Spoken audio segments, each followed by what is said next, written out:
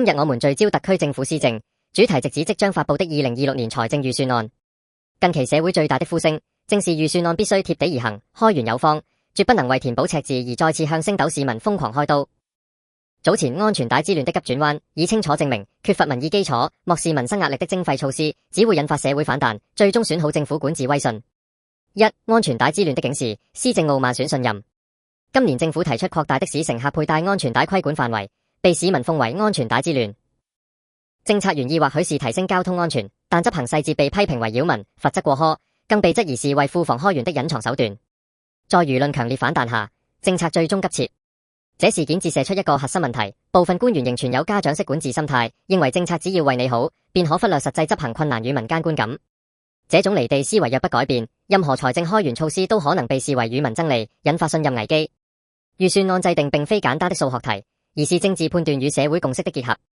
若政府繼續以管理主義思維推出苛細徵費，例如擴大罰款範圍、增加公共服務收費等，只會加深市民被剝削感。香港經濟仍在復甦，基層與中產同樣面對高通脹、高利率壓力，此時若再從民生小節擠牙膏式開源，無異於政治自殘。二、2026預算案方向，開源應聚焦結構性改革。香港結構性財赤問題確實存在，但解決之道必須立足長遠經濟發展，而非短線收割民間小利。我們建議2026年預算案應從以下方向入手：一、推動產業多元化，擴闊稅基。香港稅基過度依賴地產與金融，必須加速發展創新科技、綠色經濟、文化創意等新產業。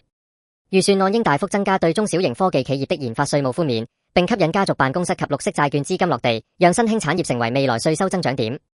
二、改革稅制，引入累進性收益。在維持低稅率優勢的前提下，可研究引入分級制差餉，對豪宅與投資性物業徵收較高比率，同時檢討跨境電子商務的消費稅徵收機制，確保跨國企業在港數字經濟活動貢獻合理稅收。三、善用土地資源，發展公營經濟。政府作為最大土地持有者，應透過發展新興區域，如北部都會區，帶動商業與社區設施，讓政府從土地收益及長期營運分成中獲取穩定收入，而非單純依賴賣地。四、節流與效率提升並行。預算案必須展現政府節約決心，例如檢視公務員編制增長，推動數字政府減少行政成本，並將節省資源重新投放於醫療、安老等民生領域。三、民生為本，減負擔才能促消費穩經濟。任何開源措施若加重基層負擔，都將抑制本地消費，拖慢經濟復甦。預算案應明確保障民生、穩定社會的導向，延續及優化一次性紓困措施，如電費補貼、公共交通費用減免，並將受惠範圍擴至涵蓋夾心階層。加大職訓與再培訓投入，協助勞動力適應經濟轉型，提升整體競爭力。設立民生政策影響評估機制，未來所有可能增加市民生活成本的措施，均須公開評估報告，並進行廣泛諮詢。四、管治文化的轉變，從傲慢到協作。安全帶之亂的撤回雖是正確決定，但更關鍵的是建立事前聆聽、事中調整的管治文化。財政司司長在制定預算案過程中，應主動走入社區，與中小商戶、打工仔、基層家庭直接對話，理解他們對開源的底線與期望。政府亦需善用立法會及地區網絡，進行具誠意的諮詢，避免將預算案制定變成黑箱作業。2026年財政預算案不僅是數字遊戲，更是特區政府管治哲學的試金石。